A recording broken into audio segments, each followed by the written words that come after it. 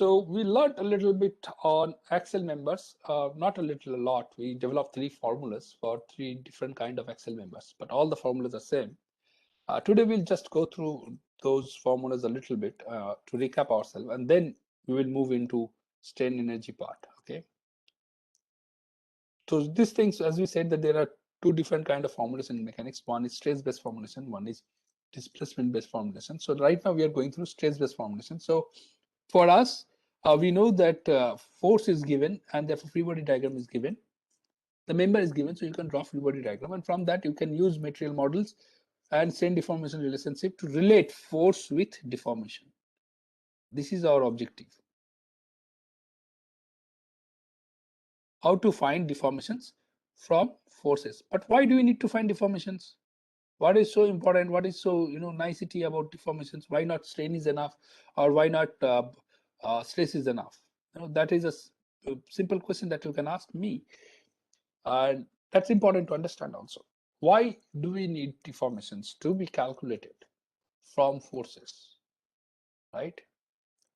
There are 2 things when you design a structure. One is the material fails by itself, in the sense the material fails because of the load crossing the stresses in the material, or the load crossing the material capacity of holding the load, right? So we call it either crosses yield stress. Based on the design, it can cross any of the design stresses. Okay, the design stresses can be yield stress divided by factor of safety, then it can be ultimate stress divided by factor of safety, anything it can be, but the stress should not cross the limiting stress that is given in the design codes or standards. That is one kind of criteria that we look into, that the material is unable to take any more load. That's one. The second is a criteria that is visual criteria. We human beings not only love mathematics, we also love what we see, right? So one side was developing the stress limits. The other side is visually you should not see a structure is so much bent or so much deformed that you will have a psychological feeling that it will break. Okay, or you will feel uneasy to go into it, right? Therefore, deformation also becomes a very important criteria for design, right? So suppose you are on a lift, right? And lifts nuts and bolts are very loosely connected, and they make a lot of noise, kar, kar, kar, kar, kar, kar, kar, kar, and the rattling noise it is making as it going up and down. Will you feel very safe? The answer psychologically will be no. You will not feel very safe. You go once, you will not try to go again. You will feel that, oh my God, I'm safe now, right? So the point is, there is something, one thing is believing that it will not cross the stress limit. The other thing is the psychological part of it, right? Lot of deformation, lot of bending makes us feel that the system is going to break. For example, the building that we're in right now, if the roof, or the ceiling bends a lot, okay, let's say the roof is something like this currently, and next it just bent like this, and you're sitting here, will you feel safe?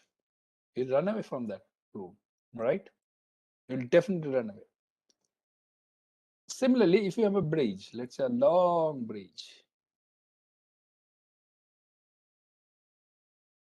suspension bridge, let's say, okay, and somehow the bridge, bends like this. Would you like to drive on this bridge? No, right? Because you will not feel safe, that you will feel that something, something wrong with the bridge, but the design may be like that. You will feel something wrong and you will not love to go into it. So the point is, there is another consideration that comes from our inspection. So that's called deformation, right? We can't, from our eyes we cannot measure strains, from our eyes we cannot measure stress, but we can see deformation. So that is the visual manifestation of the load that we're giving on the structure, and therefore it's very important that we limit it. So it's very necessary to understand how the force and deformation are related, so that the deformation can also be limited within, some restrictions. That's one point. The second point is, we also know that the force deformation relationship or the stress strain relationship is linear till apart, right? So as your deformation goes up, you go beyond your limiting linear strain, and then your structure starts behaving non-linearly, right?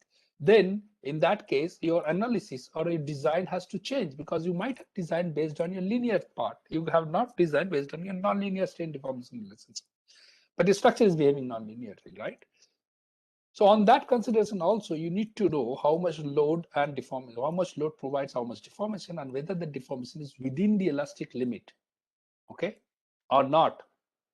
That's the second point. The third point is, if you go beyond a certain deformation, the structure may get a permanent deformation.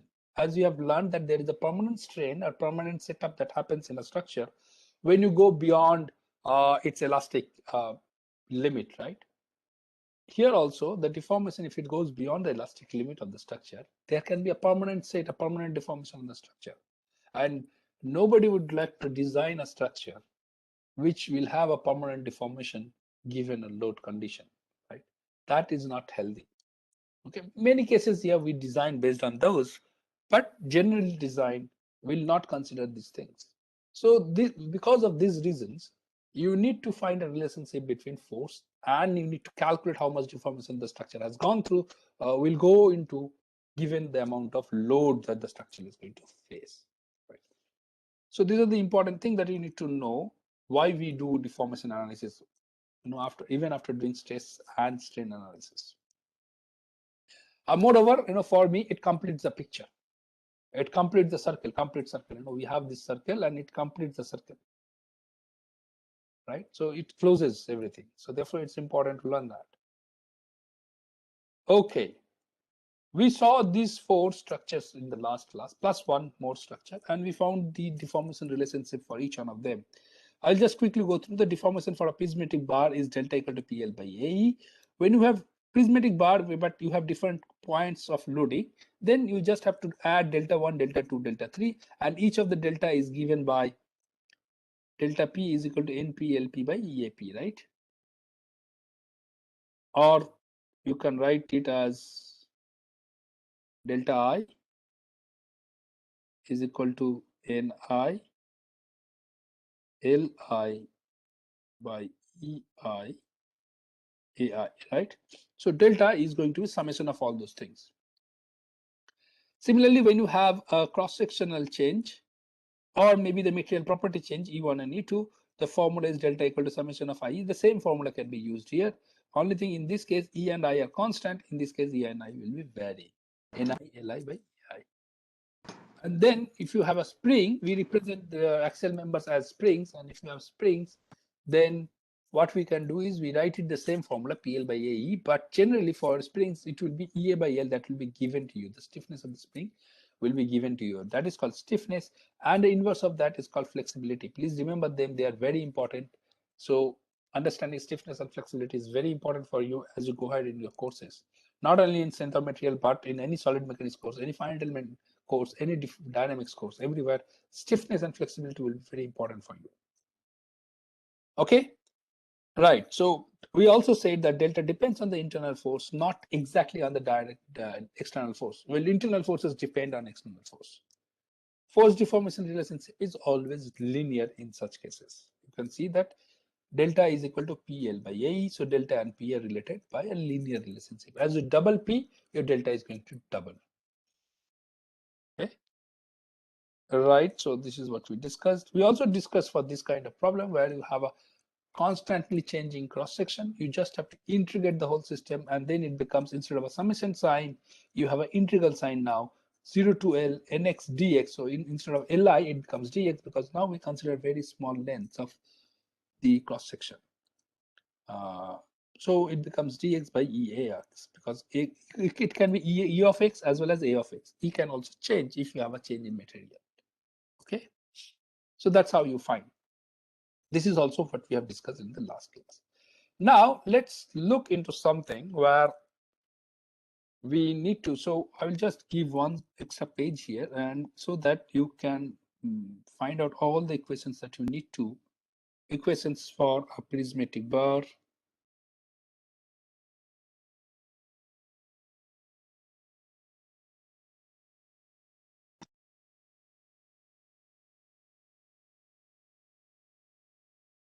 okay. So you have to find delta equal to EL by AE. Delta is the total delta at the location of application of P, right? Then you have something like this,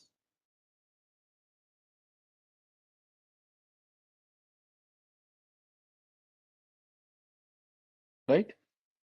This is A1, this is A2, E2, E1. In that case, delta is going to be summation of I equal to 1 to 2 Ni. So this is no more. So here also I'll write it as Ni. N equal to P. So this is Ni Li by Ai Ei. Okay. What is Ni? Internal force.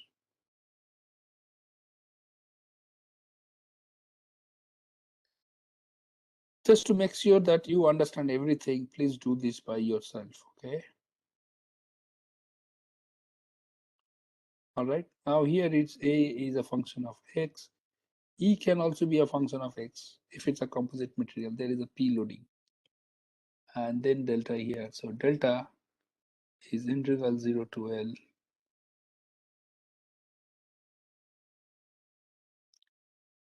Ni or Nx dx by Ax Ex. Okay, that is what you have to find out. Right, so these three formulas for three different kind of structures, but remember that you have to know all those. The problem can be mix of any of these. Now, what is the use of these things? I can also make sure that the members are connected together in some fashion, right? So what you do is you just do a spring representation of the members. For example, we have a member like this. There is a thicker member with a larger cross-sectional area touched with a thinner member with a smaller cross-sectional area. Let's say it is made up of copper and this is made up of aluminum. And this is the length of the copper portion and this is the length of the aluminum portion. What we do, we represent them as a spring. Okay, and the spring representation is here how it goes. So there is this spring and there is another spring, right? Now each this spring is representing your copper and that spring is representing this spring is representing your aluminum, right? Therefore, the stiffness of these two are going to be different because their E, the Young's modulus is different, their area of cross section is different, and length can also be different, right? So their stiffnesses will be different. So we represent them as K1 and K2. Or you can represent KCU and KAL. That's also okay.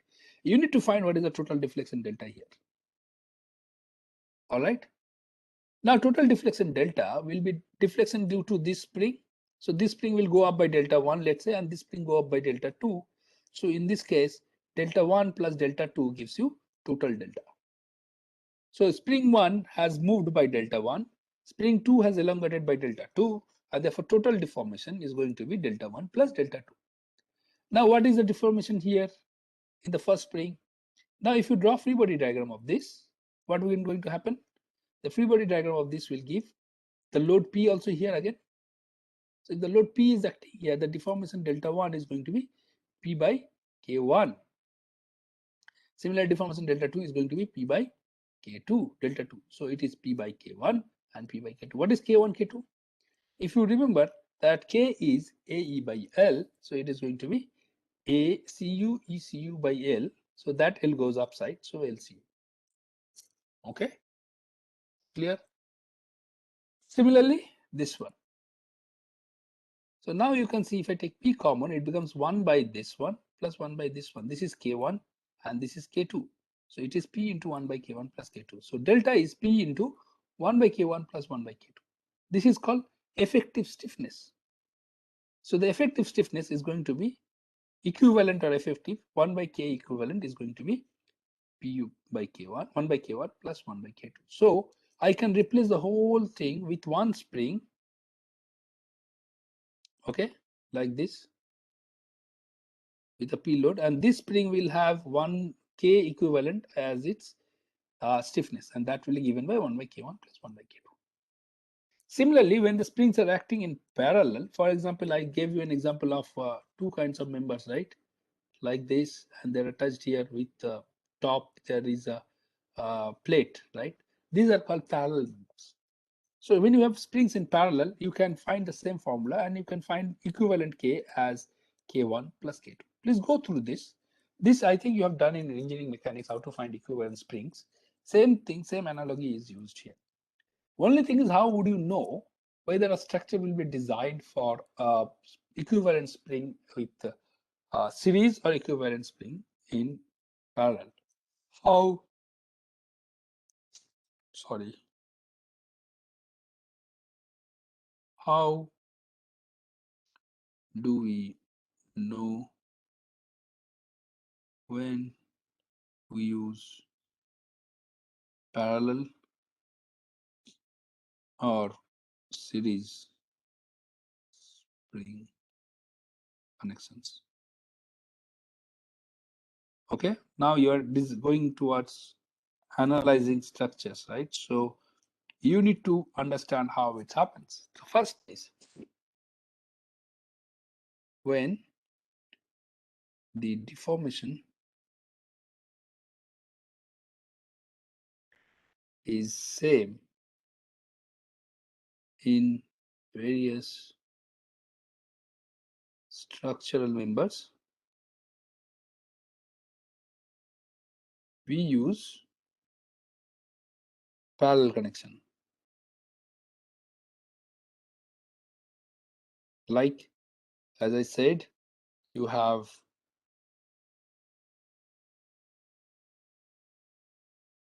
rods, coaxial members. One may be of brass, one may be of copper. Okay, now your bottom is fixed and the top is also fixed. In that case, if you give a load P here, then it will go deform same amount, right? So deformation is same.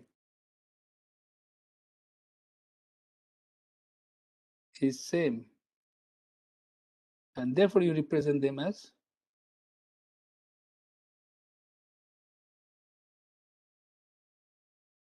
there is a P load here or top, whatever you want, right? Okay, so this will be K copper, K brass. Okay, so this is how you represent them. So you are representing with parallel spring. So parallel spring, as you can see, the parallel springs are always have same deformation delta. So delta 1 is equal to delta 2. Okay, so in that case we use this. So in this case we have delta 1 equal to delta Cu delta Br equal to delta of the system. But in case of something like this that we have drawn, the last example itself,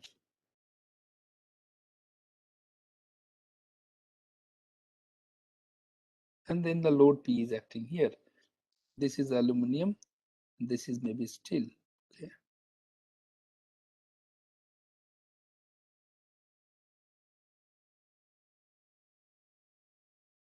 Okay, in that case, your spring analogy will be parallel because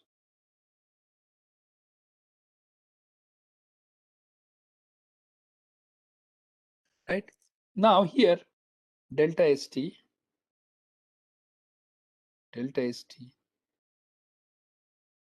is not equal to delta al.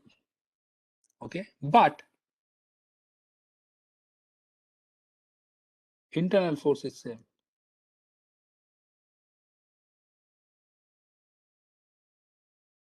It may not be always, because if you have a force here, it cannot be internal force same, but your delta st is not equal to delta L. In that case, you have to use this.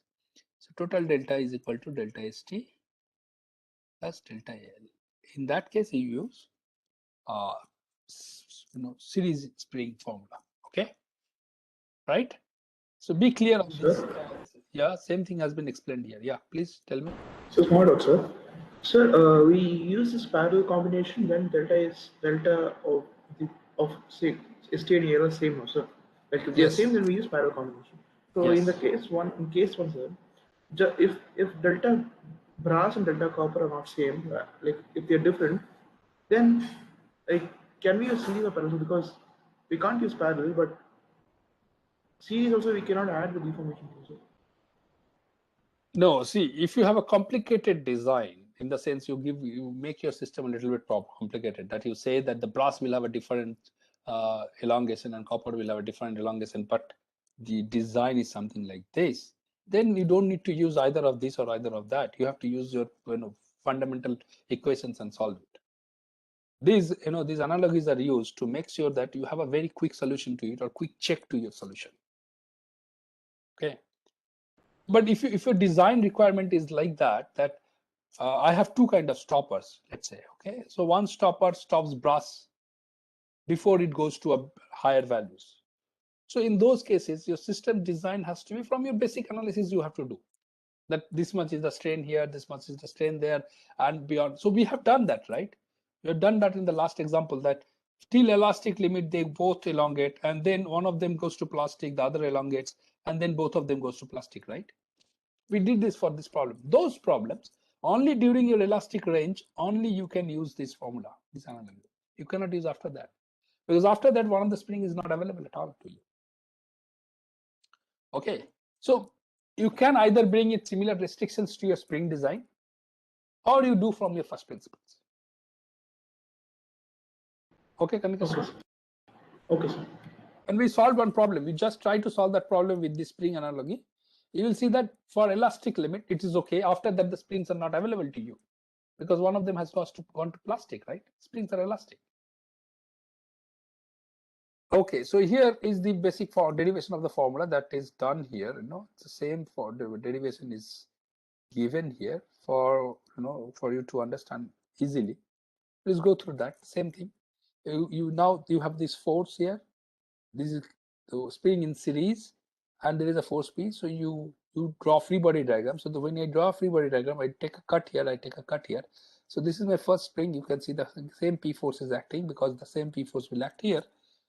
Similarly, here also the same P force is acting on this right edge. So therefore, the same P force is going to act on the left edge also, right? So that way you get the spring analogy here, and then you find out. So delta 1 is going to be P by K1, and delta 2 is going to be P by K2, and total delta is going to be delta 1 plus delta 2. All right. And that brings your K equivalent. So your K equivalent comes out to be 1 by K1 plus 1 by K2. Whereas for parallel, it's very easy because delta is same. Your P changes in parallel. So if you see here, the load P is being transferred from this to the steel material, but to the same load that is being transferred. In this case, the load is being shared by both. So brass will take part of the load and copper will take another part of the load. That may not be equal, right? So the load is shared here, deformation is same. In this case, deformation is different, but the load is same. Okay, so that's the difference. So that's how you understand that which one to use. Right. For till we are in linear elastic zone, we can use something called superposition principle for calculating deformations. Okay. So if I have two members, one member has a load P1 and the other member have load P2, I can find delta 1 and I can find delta 2, and I can add both of them to find delta 1 plus delta 2. This formula is not correct. All right. Okay, I've said that assume a prismatic bar, then only this formula is correct. So the picture is not correct, but we can correct it, right? What's wrong in it? We can correct it. So let's say that we rub this. Don't assume prismatic bar. So delta 1 is going to be delta of P1 is going to be summation of Pi Li Ai Ei, right? Not P, it will be N, because it will be internal force. And delta 2 will be similarly written as delta of P of 2 will be similarly written as summation of Ni Li by AI. Remember they are different, so I'll write it 2 on the top. This is for the first load, so I'll write 1 on the top. Okay. Now your total is going to be delta P1 and delta P2, right? And then you can do the summation. If A and L are same, if A and A are same, then it is going to be summation of Ni1 plus Ni2, right? Li AI, right? So now you can see that we can just add them up, the deflections. I can find different deflections and add them up. So this is going to be equal to delta. This is same as equal to delta, P1 plus P2, right? So delta P1, so function is delta of P1 plus P2 is equal to delta of P1 plus delta due to P2. So this is called superposition principle. This is called superposition principle. And remember that this is very important. Superposition principle is valid till we are in linear zone. And you have to remember the superposition principle, that this deflection due to load 1, and deflection due to load 2 can be added up to get the deflection due to load 1 and load 2 acting simultaneously on the structure. Remember that the loads are given slowly, okay, so that you can get a linear curve here. Loads cannot be suddenly given, so there is no impulsive load. It is all slowly load. So this is called superposition principle. So superposition principle, we might have learned in your linear algebra courses, that if you have a linear system and you give input 1, you get output 1. If you give input 2 and you get output 2 for the same system, then if you give for the same system alpha input 1 plus input 2, you will get alpha output 1 plus output 2. And that's called superposition principle. And this is valid only as long as system is linear and as long as system is within linear elastic zone. Okay, fine. All right, so we are back into strain energy. We learned a part of the strain energy in our constitutive relationship class. Today, we are going to learn how to use those for axial members. For axial members, it's very simple. For torsional members, also, it's very simple. For bending, it's a little bit complicated, but that also gives you a very simple equation at the end. So strain energy is, we have understood that is energy that is stored in the body when a load is applied to the body, right? And what happens to the strain energy? When you take the load back, the body will come back to its original configuration. So it has to do some work, right? That work is done by the strain energy stored in the body. So it's a kind of potential energy of the body. Okay. Now, what are the use of this strain energy? So let's say you want to design a vest for army, okay, or defense. And obviously you have to design those vests for the latest kind of bullets that are going to come and hit, if it hits those vests, right, to save the personnel. Therefore, you have to understand how fast the bullet is coming, right, the velocity of the bullet, and probably its mass and different geometrical dimensions. And you have to understand that when it hits the vest, bulletproof vest, it will hit with some impact energy. And the material in the vest or the design of the vest should be such that it can absorb all that energy. If it cannot absorb that energy, then the energy will be transferred to the body of the person, and then the person may get hurt, right? And the objective is the person should not get hurt. Therefore, you have to calculate strain energies, and you have to make sure that the vest absorbs that strain energy. That's one example. Second example is again an impact when a car hits a wall or a car hits another car, right? You will see that most of the cars are designed such that the front portion, the bonnet portion, is larger, right? So you pay more money, you will get a larger bonnet. You pay more money to your car, dealers, you'll get larger, a bigger front portion. Why do you think they design a bigger front portion? Because you have a larger area to absorb this strain energy that is going to come through a heat. So they are much more safer than small cars, that are generally which are lesser than 4 meters in length, right? That's the idea, that more energy should be absorbed when you do a head-on collision with something else. That's another thing. Second is when you load a structure, you would like to know how much you can load before the structure goes to failure, right? Slowly, if you load, the strain energy also going to grow slowly. And when you leave the load, it is going to come back. But there is a point after which the material is not going to take any more load. So its carrying capacity is exceeded and it will fail. So these are the reasons you need to understand strain energy. And we will calculate strain energy for axle members in this class today. Very simple. This is a load deformation curve. Draw a load deformation curve for the material that you are going to think for an axle member. And it's linear. We know the load deformation curve is linear as long as we are in linear limit, proportionality limit.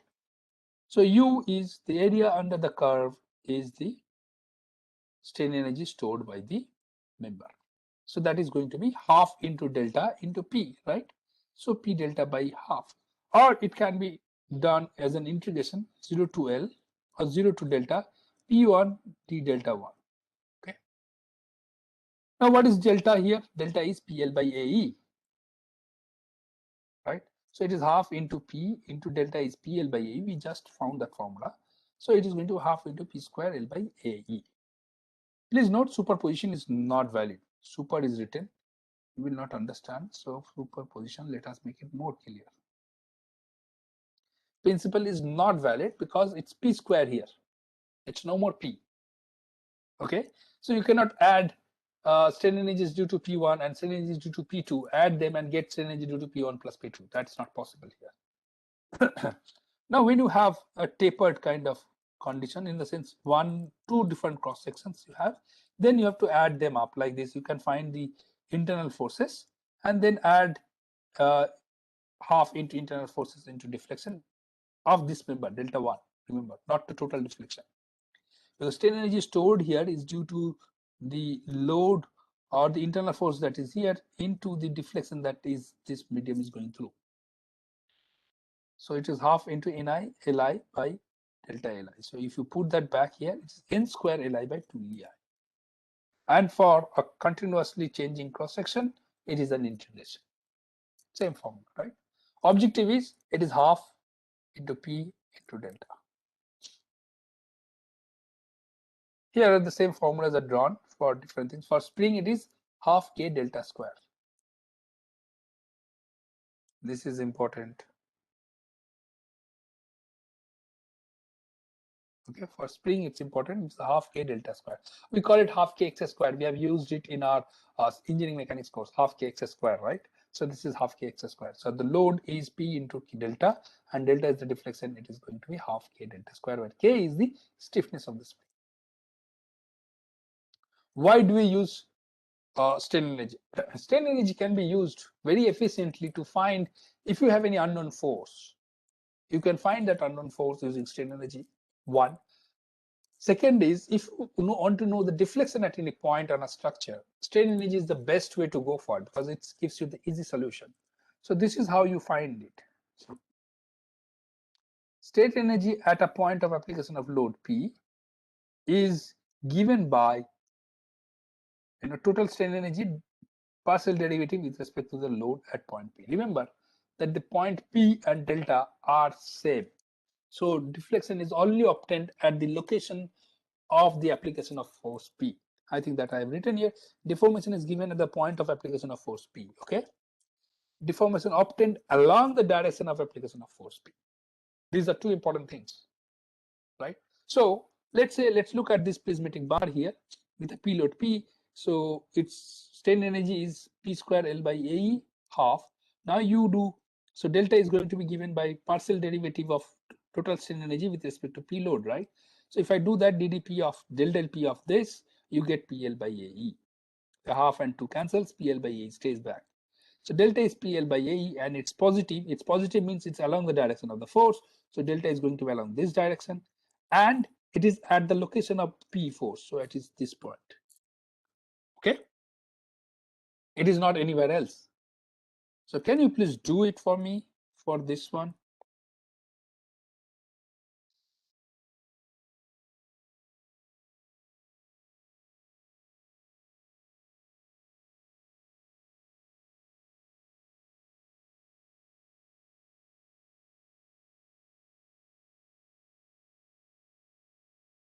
Let's say this is point B and that is point C. Find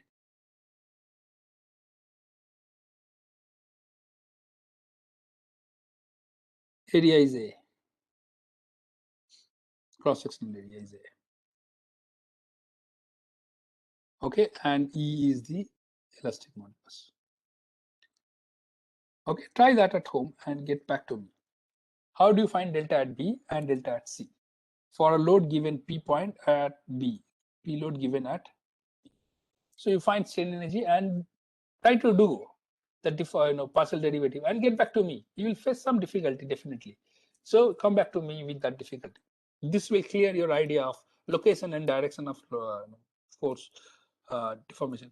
Here are a few points that are given for strain energy. These are very simple points. You can go through them. That state energy is not a linear function of load, as I said, so you cannot use superposition principle there. Okay, in case of non-prismatic bar, you have to take strain energy of each of the section and add them up. Okay, strain energy is a form of potential energy because it depends on the relative locations of the particles of the elements. So they move among each other because of the elongation or compression, and therefore the particles move about each other and they generates the potential energy. And when you take that load out back or remove that load, it goes back to its original configuration. That work is a potential energy kind of work. Now there is a problem here. You have to find strain energy for three members: member 1, member 2, and member 3. Member 1 is a prismatic member. Okay, very simple. It is with a diameter d. So its u is going to be very simple: p square l by 2a. Okay, let's go to this one. These problems are solved here. Yeah, right. So u is going to be, for this, u is going to be half p into delta. This one, p square l by 2e. Now for this, there is a small section where the diameter is changing. So the diameter is 2d on the upper part, 2d on the bottom part, but here it is only d. Okay, for a sectional length of l by 2. How are you going to find its potential energy? Strain energy. So it's going to be, you take a section here, you take a section here, and a section here. You find the internal forces at those sections and then add up. So it is going to be Ni Li by AEI, right? From I equal to 1 to 3. So that's going to be, first part is P is going to be same all through because it's a load. Only thing that is going to change is A. So this part is going to be P square by, this part, the small part is going to be P square into L by 5 by 2AE. Because this is diameter D, let's say area is A. Rest of the part is going to be same. So 4 L by 5. So this is the length. So total length is here and here, means it's 4 L by 5. And you see 4A here. Okay. 4A here because the diameter is doubled. And since there is a double diameter, the area is 4 times. So you get this. So you add them up, you get something about 2U1 by 5. This is my U1. Okay, 2U1 by 5. So even you have increased the diameter, the strain energy of the material has reduced. Okay, its carrying capacity, load carrying capacity has reduced because the strain energy has reduced, and it's definitely going to fail somewhere here. Same thing, you have another member, but now your D is much smaller. It's for L by 15. So you can do the same thing here. So L by 15, you have only 2AE. For rest of the part, you have 4A. And you see here also there is a reduction. Okay. So strain energy due to load is reduced in both the cases when you have a small cut. So these are all discussed here. Strain energy decreases as the part of the bar with larger area increases because area is on the bottom side, right? Okay. The same amount of work is applied in all three bars. The highest stress will be on the third bar because the third bar has the least energy absorbing capacity because its strain energy capacity is low. So these are all discussed here. There is another problem here where Yeah, where there is two kinds of load. One is weight of the bar and then weight of the bar along with a P load. Okay, how do you find its strain energy? As I said, you cannot do superposition principle, so you have to add them up inside the integral itself. So there is a square term here, and this is the coupled term. So if you add them up using superposition principle, you will miss this coupled term. Okay, so this term you will get due to its internal load, gravitational load, and this term you will get because of the P force that is acting there, and this term is the coupled term, which is because of the both, which you will miss if you do superposition principle. Therefore, you cannot use superposition principle for this kind of members for finding strain energy. Another problem is that this problem is given in your assignment. 1 minute. This problem is given in your assignment, and you can solve this problem easily, using strain energy. So we are going to get a derivative. So check this and do it by yourself. It's all done, but also you can do it by yourself. Now the same problem can be done using geometric method. So I will suggest you to do it with geometric method to get a better idea about how you solve using geometric method also, and how difficult it is to solve using geometric. With that, I'll stop.